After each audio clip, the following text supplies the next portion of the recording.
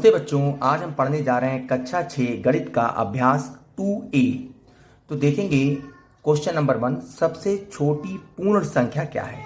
देखो, मैंने ये इससे पहले के अभ्यास में जब अभ्यास 1 पढ़ा रहा था ये सब बताया भी था आपको। पूर्ण संख्या, प्राकृतिक संख्या, पूर्ववर्ती संख्या, अनुवर्ती संख्या।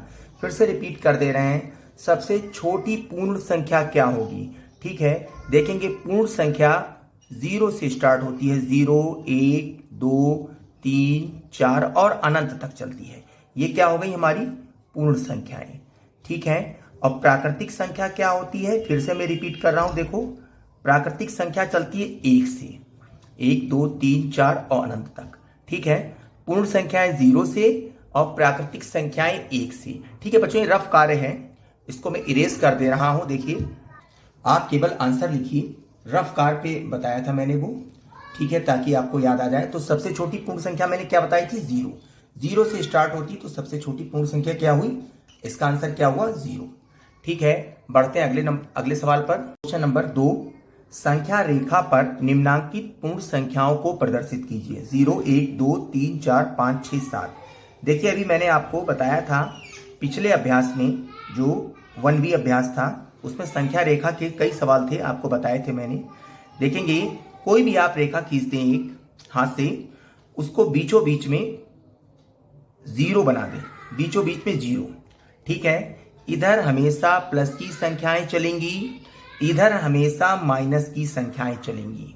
फिर से सुने, दाहिनी ओर प्लस की यानी धनात्मक संख्याएं, बाईं ओर हमेशा माइनस की यानी ऋणात्मक संख्याएं ही चलेंगी। ठीक है, तो ये सारी संख्याएं अब आप लोग देखें, ये संख्याएं हैं किसकी, प्लस की है कि माइनस की। ये सभी संख्याएं प्लस की हैं।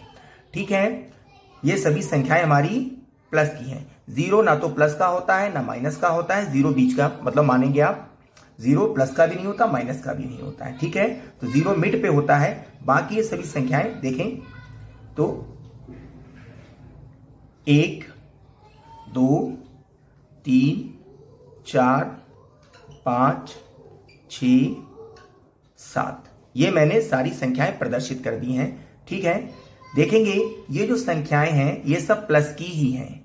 कोई भी संख्या होती है उसके पहले यदि कोई निशान नहीं लगा है तो वो प्लस की ही मानी जाएगी। जैसे उदाहरण के लिए मैं ये रफ कार्य कर रहा हूं, उदाहरण है, आप लोग देखेंगे ये 2 लिखा है तो ये प्लस का होगा, ये 10 लिखा है ये प्लस का होगा, क्योंकि इनके पहले कोई संख्या नहीं लगी है। और अगर यही मैं माइनस का लिखूंगा तो माइनस के पहले माइनस लगा होना जरूरी है। ठीक है, तो ये तो हमारा रफ कार्य था, इसको मैं इरेज कर दे। हमारा आंसर क्या हुआ, ये जो लिखा है ये संख्या रेखा बनी है, यही हमारा आंसर है। ठीक है बच्चों, बढ़ते हैं अगले सवाल पर। देखेंगे क्वेश्चन नंबर 3, 3 क्रमागत पूर्ण संख्याओं में पहली और तीसरी का योगफल 28 है, संख्याएं ज्ञात कीजिए।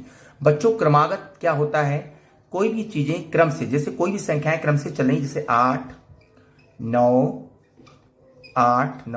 10, ये क्या है क्रमागत। फिर से देखेंगे 18, 19, 20, 21, ये सब क्या है क्रमागत। क्रमागत मतलब क्रम से चलना ही क्रमागत है। ठीक है, बढ़ते हैं सवाल पर। तो सवाल क्या कह रहा है, 3 क्रमागत पूर्ण संख्याओं में पहली और तीसरी का योग। तो लिखेंगे 3 क्रमागत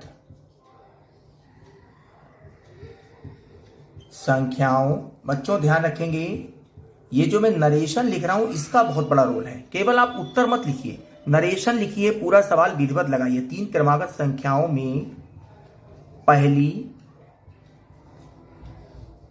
व तीसरी का योग बराबर कितना है, 28। ठीक है, तो हमें क्या करना है, संख्याएं ज्ञात करनी है। अब हम क्या करेंगे, संख्याएं ज्ञात करेंगे। कैसे ज्ञात करेंगे,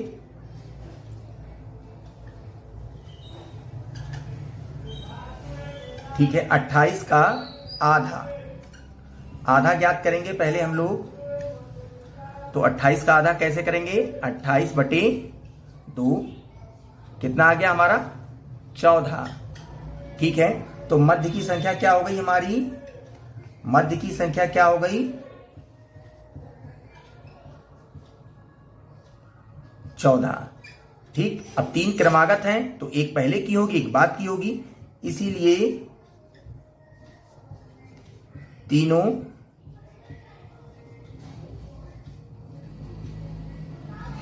संख्याएं बराबर, ठीक है, 13, 14, ठीक है, और 15। क्या हो गया हमारा क्वेश्चन? ये हो गया हमारा क्वेश्चन।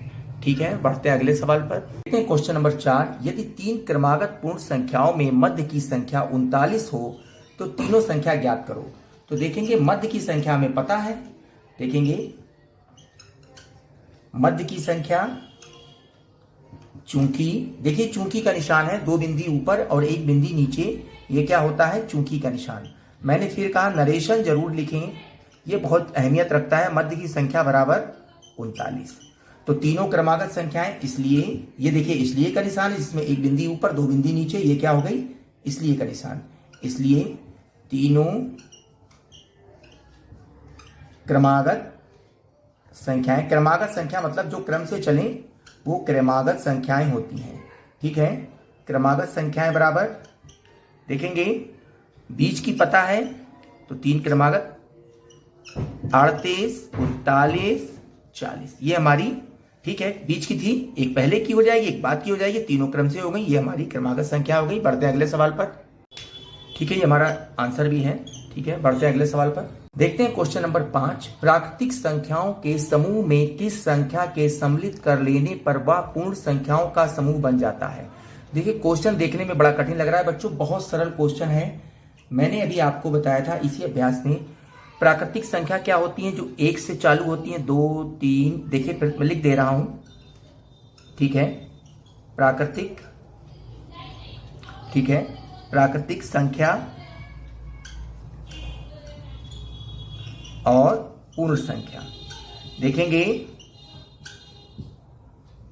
प्राकृतिक संख्या क्या होती हैं? जो 1 से चालू होती हैं और अनंत तक जाती हैं। ठीक है, अनंत तक जाती हैं। पूर्ण संख्या क्या होती हैं? जो 0 से चालू होती हैं और अनंत तक जाती हैं। तो कितने का अंतर है बच्चों? देखें इसमें मात्र 0 का। अगर हम प्राकृतिक संख्या बनानी है, जैसे पूर्ण संख्या है, ठीक, प्राकृतिक संख्या को पूर्ण संख्या बनाना तो क्या करते हैं हम? इसमें 0 लगा दें तो ये भी हमारी पूर्ण संख्या बन जाएंगी। तो यही तो कह रहा है, प्राकृतिक संख्याओं के समूह में किस संख्या के सम्मिलित कर लेने पर वह पूर्ण संख्या का बन जाएगी। ठीक है, पूर्ण संख्याओं का समूह बन जाता है। तो हम अगर इसमें प्राकृतिक में 0 लगा दें तो ये भी हमारी पूर्ण संख्याओं का समूह हो जाएगा। तो यहां पर आंसर क्या आएगा हमारा? 0।